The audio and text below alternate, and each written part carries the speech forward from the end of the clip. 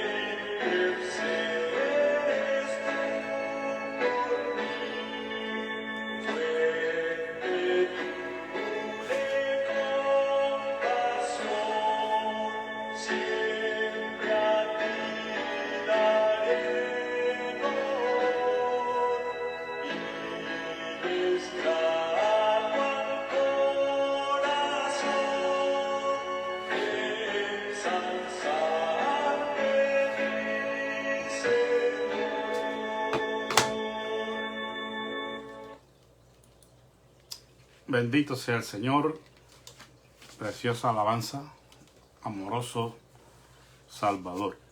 Quiero invitarles a leer aquí en el Evangelio de Mateo, capítulo 23,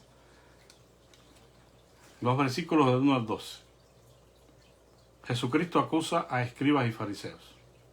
Entonces habló Jesús a la gente y a sus discípulos, diciendo: en la cátedra de Moisés están sentados los escribas y los fariseos. Así que todo lo que os digan que guardéis, guardadlo y hacedlo. Mas no hagáis conforme a sus obras, porque dicen y no hacen. Pues atan cargas pesadas y difíciles de llevar, y las ponen sobre los hombros de los hombres. Pero ellos ni con un dedo quieren moverlas, sino que hacen todas sus obras para ser vistos por los hombres. Pues ensanchan sus filacterias y alargan los flecos de sus mantos. Y les gusta ocupar el primer lugar en los banquetes y los primeros asientos en las sinagogas, ser saludados efusivamente en las plazas y que los hombres los llamen Rabí, Rabí. Pero vosotros no querráis que os llamen Rabí, porque uno solo es vuestro Maestro, el Cristo, y todos vosotros sois hermanos. Y no llaméis Padre vuestro en la tierra a nadie, pues solo uno es vuestro verdadero Padre, el que está en los cielos. Ni seáis llamados maestros, porque uno solo es vuestro Maestro, el Cristo. El mayor de vosotros será vuestro servidor. Mas cualquiera que se ensalce a él mismo será humillado, y cualquiera que se humille a sí mismo será enaltecido. Dios bendiga su palabra. Bueno, pues como dije, solamente vamos a considerar estos primeros 13 o 12 versículos, y después continuaremos con la segunda parte que habla de los ay que Jesús pronuncia en contra de los escribas y fariseos. Un lamento que el Señor hace por la condición de estos líderes religiosos. He titulado a esta reflexión y a las que siguen en este evangelio, sin pelos en la lengua. Sin pelos en la lengua. Yo estoy seguro que todos los que me están escuchando en algún momento han escuchado esta expresión o la han usado quizás ustedes mismos cuando se hace referencia a una persona que siempre dice lo que piensa, no importa quienes estén o no estén o cuál sea la situación.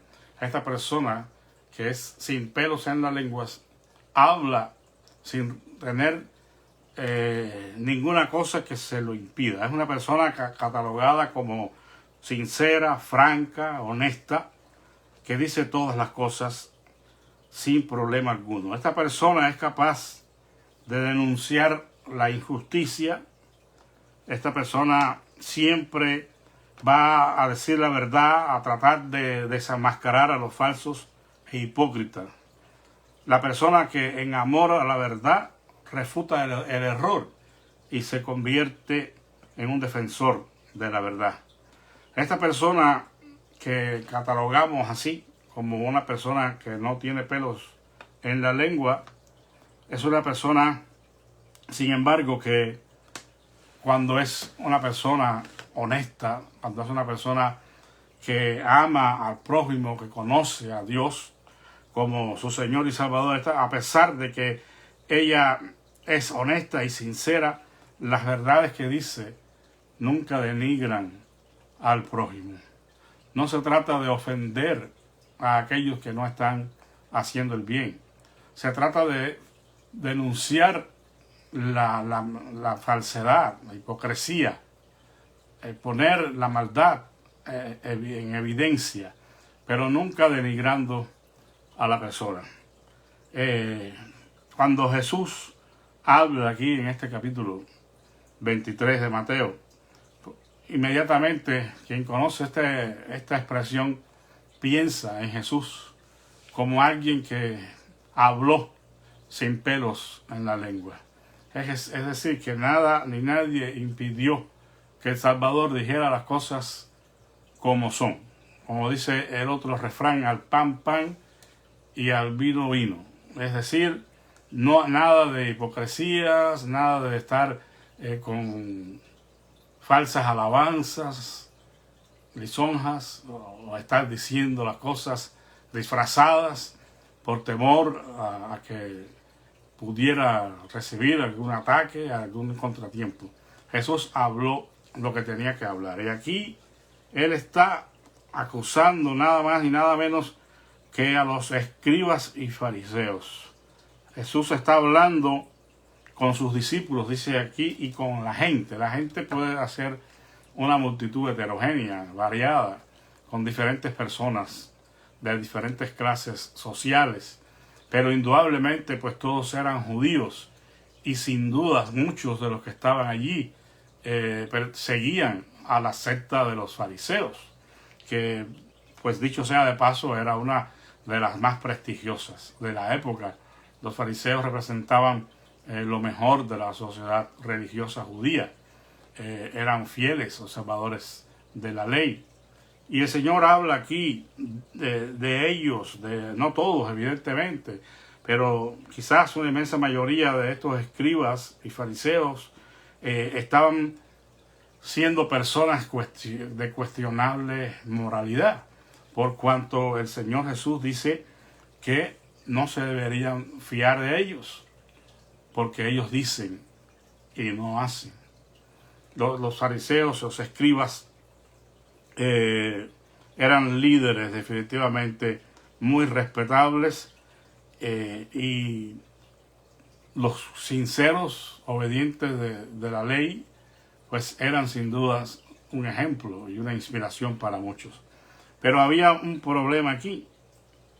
Jesús está diciendo en el versículo 2 que estos escribas y fariseos están sentados en la cátedra de Moisés. O sea, que está dando pues un lugar a la autoridad que tenían estos hombres de parte de Dios, cuando dicen que están sentados en esa silla en la cátedra de Moisés. Había un lugar definitivamente de honor en estas sinagogas donde se sentaba el que va o el que iba a exponer la ley de Dios, el que iba a compartir la palabra, bueno, tal como hizo Jesús allí en Lucas 5:4, que llegó a la sinagoga y se sentó y abrió el rollo en Isaías.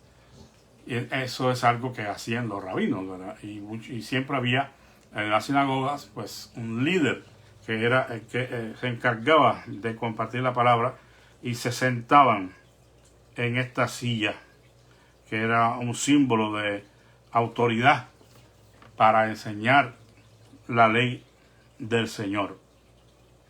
Jesús no está en ninguna manera atacando a los líderes falsos y religiosos, pero sí está poniendo en claro todas las cosas.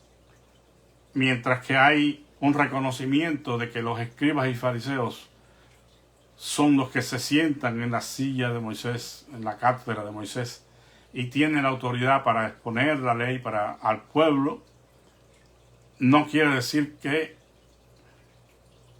se debe dar por sentado de que estos líderes son intachables y que están haciendo todas las cosas correctamente.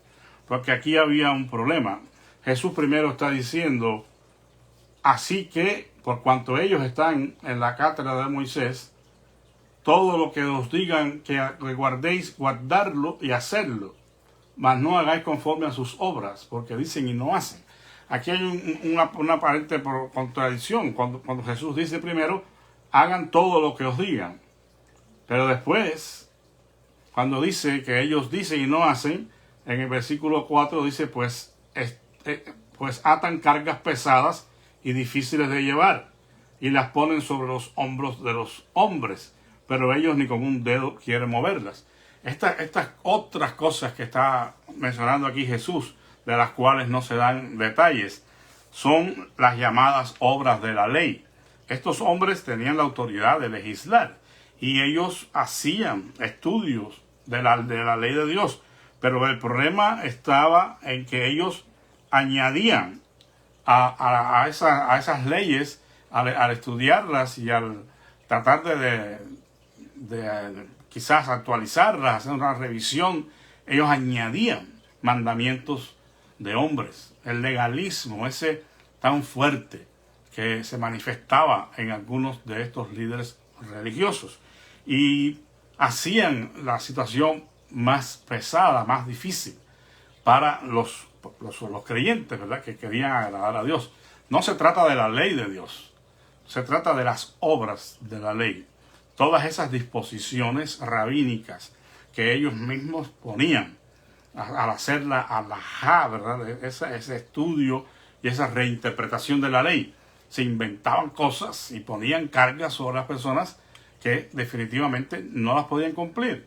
Y dice Jesús, y ellos ni siquiera con un dedo las mueven. Es decir, ellos no hacen ni el mínimo esfuerzo para cumplir ellos mismos con esas disposiciones que están poniendo sobre la carga de la gente. Por eso ese es el contexto de Mateo 11:28, cuando el Señor dice, los que estáis trabajados y cargados, vengan a mí, que yo les haré descansar. Estaba haciendo referencia a esas cargas que imponían los líderes religiosos sobre el pueblo y que no podían ellos llevar. Entonces aquí está ocurriendo esto. Jesús no está cuestionando la enseñanza que los escribas y fariseos hacían de la ley de Moisés, pero las interpretaciones de esa ley y lo que ellos añadían es lo que cuestiona el Señor Jesús, y dice, no las cumplen ellos, ni hacen el mínimo esfuerzo y quieren que los hombres las cumplan. Es el legalismo religioso que estaba esclavizando a aquellas personas, y eso es lo que está condenando aquí el Señor Jesús. Está mostrando y confrontando la doble moral de estos líderes religiosos cuando los llama hipócritas. En el versículo 13, por ejemplo, dice: mas hay de vosotros, escribas y fariseos, hipócritas, que eso lo vamos a considerar en el próximo estudio.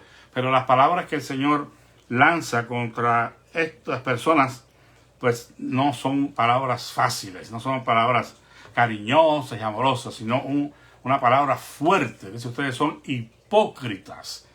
Ustedes están haciendo una representación, un teatro, pero no son en su corazón verdaderos adoradores de Dios. Por eso es que confronta el Señor esta doble moral de estas personas.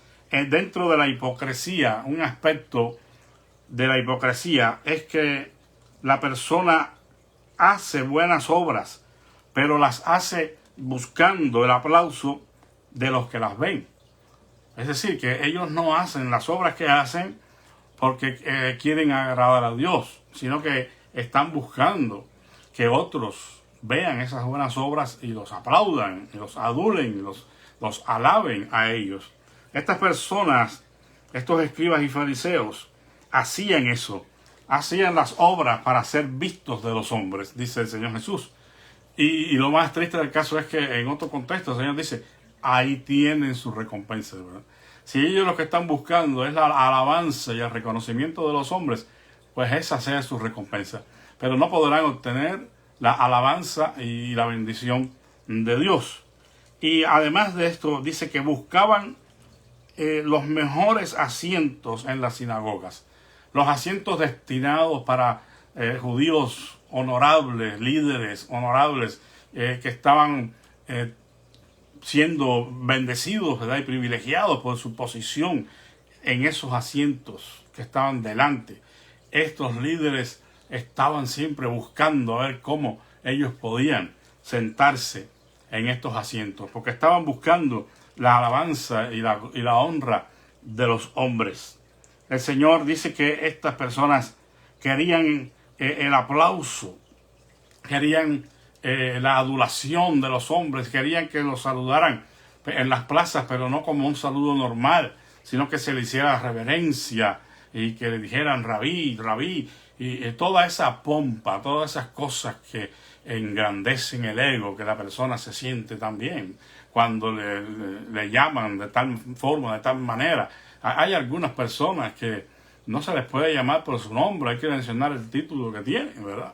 Si no le dice doctor o si no le dice licenciado, dígame licenciado, se acuerda uno siempre de estos dos cómicos. Pero hay gente, como decimos en Cuba, que vive en ese pedacito, ¿verdad? Hay que llamarles reverendos, hay que llamarles presbíteros, hay que llamarles doctores, y ellos buscan que se les llame así y se sienten muy bien cuando lo hacen. No estoy diciendo que en ciertos contextos llamar a la persona por el título que posee sea malo, para nada, ¿verdad? Hay diferentes situaciones y para nada hay un problema en esto, y hay personas que son humildes de corazón y que no están deseando que se les llame de ninguna manera ni recibir ningún honor. Pero estos líderes religiosos, estos escribas y fariseos, sí estaban haciendo las cosas no porque quisieran agradar a Dios, sino porque estaban buscando la alabanza de los hombres. Estos líderes se proyectaron de tal manera que Jesús pues cuestiona esa doble moralidad y cuestiona también las interpretaciones de los mandamientos de Dios que ellos hacían y sus obras. Porque dice el Señor, ellos dicen y no hacen. Es decir, estos maestros de la ley declaraban cosas permitidas que se convertían en una carga imposible de llevar sobre sus hombros y que ellos mismos no pretendían cumplir. O sea que, pues, hacían esas disposiciones, declaraban cosas permitidas de acuerdo a ciertos mandamientos, pero en realidad estaban poniendo más difícil la cosa para los creyentes sencillos. Deseaban el honor y la honra de los hombres. Con unas palabras muy revolucionarias, sin dudas, en el contexto en que fueron dichas por el Señor. Estas palabras tuvieron que sonar muy fuertemente en los oídos de todos los que estaban allí.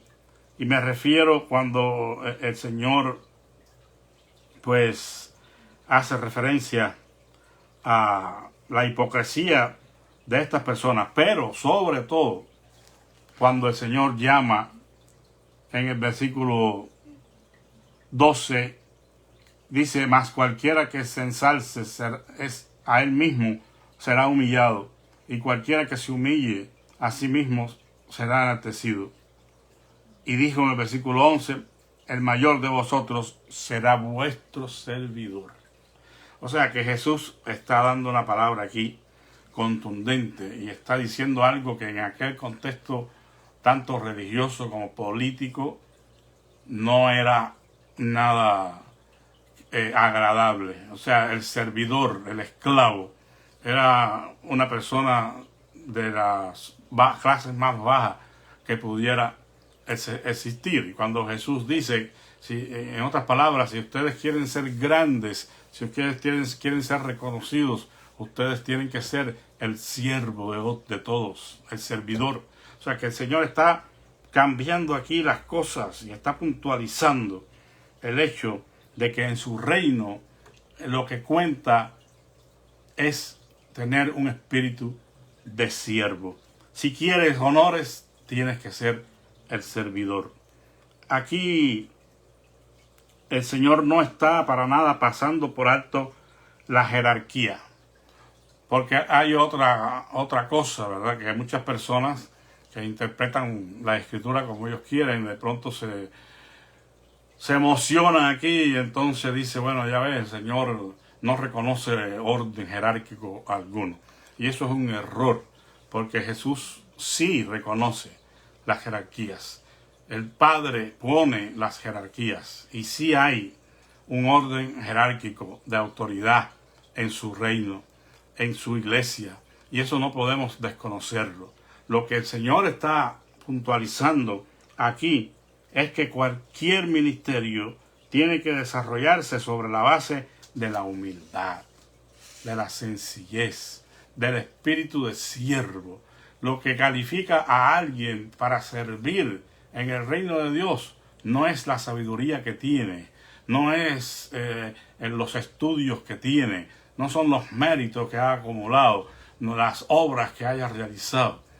Lo único que cuenta delante del Señor es la humildad. Por eso Jesús, cuando dijo y llamó a todos a que aprendieran de Él y que lo imitaran a Él, ¿qué dijo? Cuando Él dijo: aprended de mí que soy manso y humilde de corazón. El Señor no sacó a relucir su gran sabiduría y su poder, que eran absolutos, perfectos. Él llamó la atención a su humildad. Si no somos humildes y los siervos de todos, no estamos calificados para servir a Dios, mucho menos en el ministerio.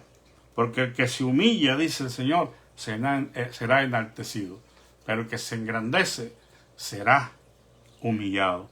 Y esta gente, hermanos, evidentemente lo único que les interesaba era ser ensalzados, eran ser alabados.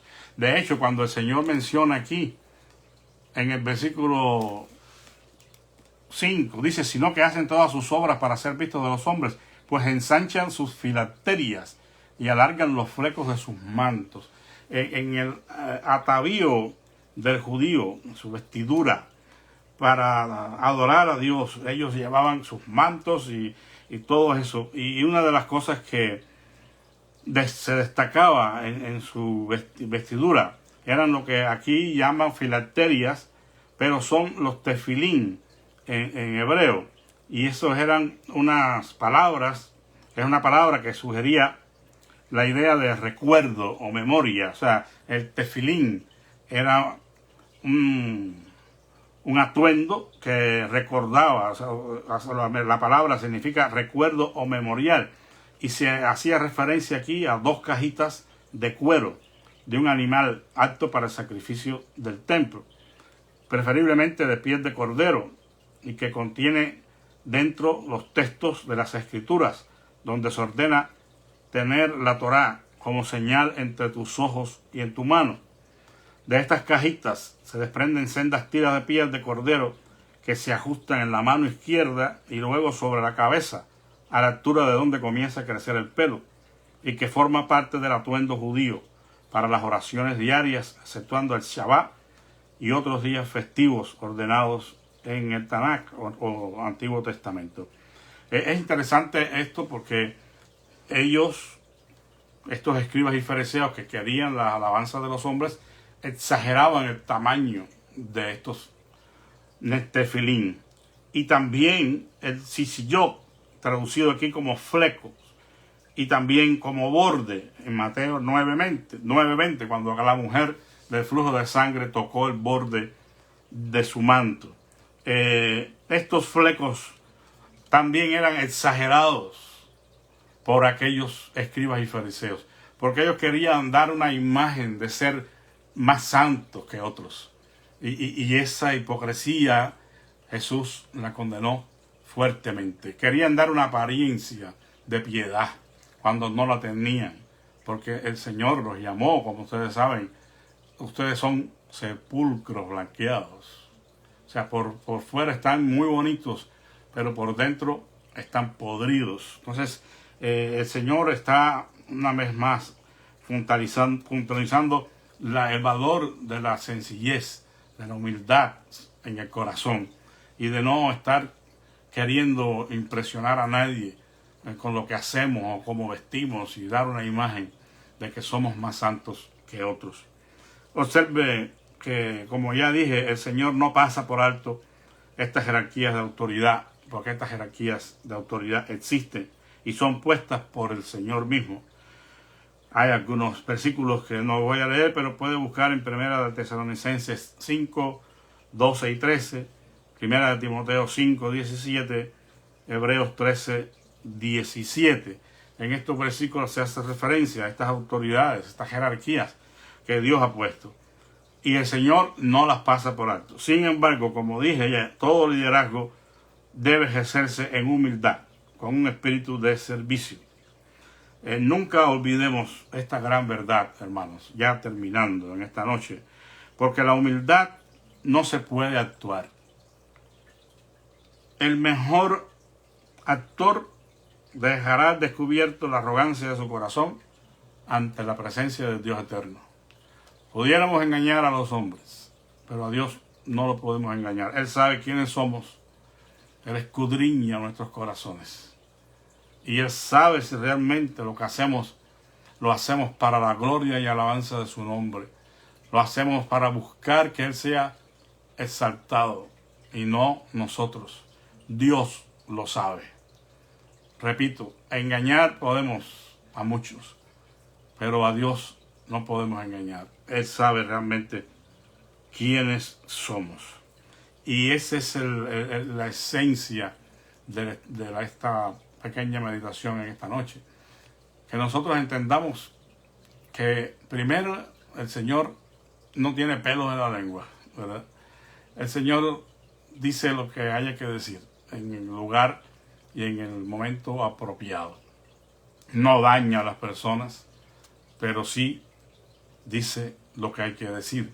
Y esa es una cosa que debiéramos también tener nosotros en nuestra vida. Si queremos ser líderes auténticos en el reino de Dios, en su iglesia, tenemos que ser capaces de hablar la verdad, de hablar las cosas como son, no con un espíritu de crítica, no con un espíritu de que yo soy mejor y que me las sé todas, no con el espíritu de mostrar la falsedad de la persona y que la denigren, no. Pero tenemos que amar la verdad y tenemos que hablar por ella. Y tenemos que ser como Jesús, sin pelos en la lengua. Aunque tendremos que saber callar cuando hay que callar. La sabiduría de Dios esté con nosotros para eso. Y la otra cosa es que no debemos imitar la conducta de estos escribas y fariseos. No debemos ser buscadores de gloria y honra de los humanos. No debemos buscar ser ensalzados y reconocidos. Hay algunas personas que dejan de laborar y de hacer las cosas para Dios cuando no son reconocidas.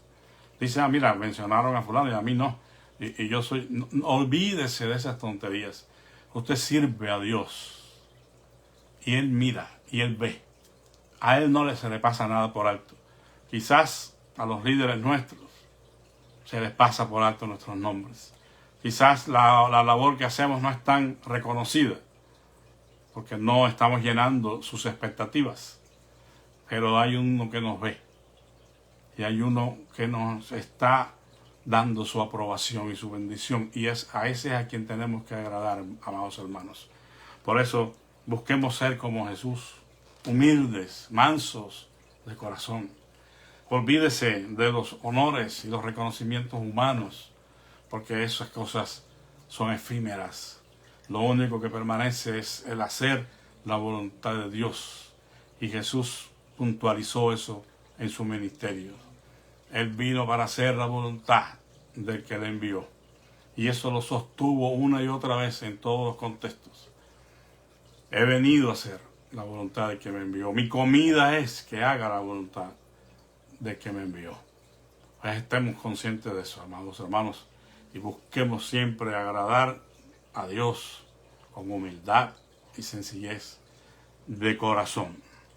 Vamos a orar en esta noche. Estamos recordando a Cristian Villarreal, el hijo de nuestra hermana Esmeralda Aldana, que está hospitalizado y no ha estado muy bien.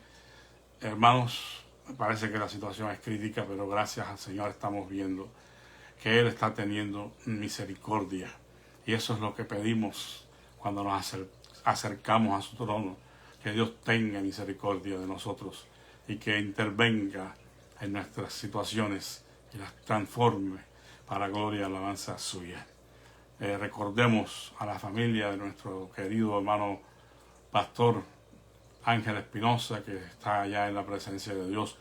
Lo sostengamos a su familia en oración, que el Señor consuele y fortalezca sus vidas. Y recuerden pues siempre, hermanos, pues todas las oraciones que tenemos todos los días en favor de nuestros hermanos. Oremos. Padre, en el nombre de Jesús, nos acercamos reverentemente al trono de tu gracia para, como dice tu palabra, hallar gracia para el oportuno socorro. Necesitamos ser auxiliados por ti, Señor, en cada una de nuestras situaciones que escapan de nuestras manos. Que no podemos, Señor, hacer absolutamente nada más que confiar y esperar en ti. En esta situación se encuentra mi hermana Esmeralda Aldana, Señor. Con relación, Señor, a su hijo Cristian, te suplicamos, Padre amoroso, que tú tengas compasión, Señor, y que tú obres poderosamente en la vida de Cristian, Señor. Suplicamos, rogamos, Señor, que tú le sanes y le levantes y una vez más le permitas ver la gloria tuya en su vida. Porque, oh Padre, ya supe que estuvo con problemas también cuando niño y tú le salvaste. Pues rogamos que tú obres en su vida. Ese es nuestro deseo, Señor, es nuestra petición, pero reconocemos que tu sabiduría es superior a la nuestra y por eso pedimos, Señor, que a pesar de todas las cosas, tu voluntad perfecta se cumpla en la vida de Cristian. Así, Padre, te seguimos rogando por nuestros enfermos, suplicándote que tú pongas tu mano poderosa y les sanes y les levantes a cada uno de ellos, Señor. Sea el COVID o sea de cualquier otra enfermedad, estamos creyendo, Señor, en que tu misericordia alcance a cada uno de estas personas que hemos estado orando y seguimos orando cada día, para que tú te glorifiques en sus vidas. Oh Padre eterno, rogamos que en esta noche nos guardes a todos muy cerca de ti y nos libres, oh Señor, de todo mal. Oramos en el nombre de Jesús y por sus méritos. Amén. Bueno, amados hermanos, espero que los que están llevando el estudio pues sean fieles. Vamos a continuar con los versículos a partir del 13, donde están los ayes de Jesús, es decir, aquellas lamentaciones que el Señor pronuncia por la condición espiritual de estos líderes religiosos. Y es interesante que prestemos atención a ellas, porque definitivamente en toda la historia de la iglesia han existido líderes que cometen los mismos pecados y quizás peores que cometieron estos líderes religiosos. Y tenemos que ser realmente cuidadosos, porque no podemos escapar, hermanos, del escrutinio divino. Dios conoce nuestros corazones. Tratemos de hacer lo mejor para Él. Que la paz de Cristo sea con todos. Amén.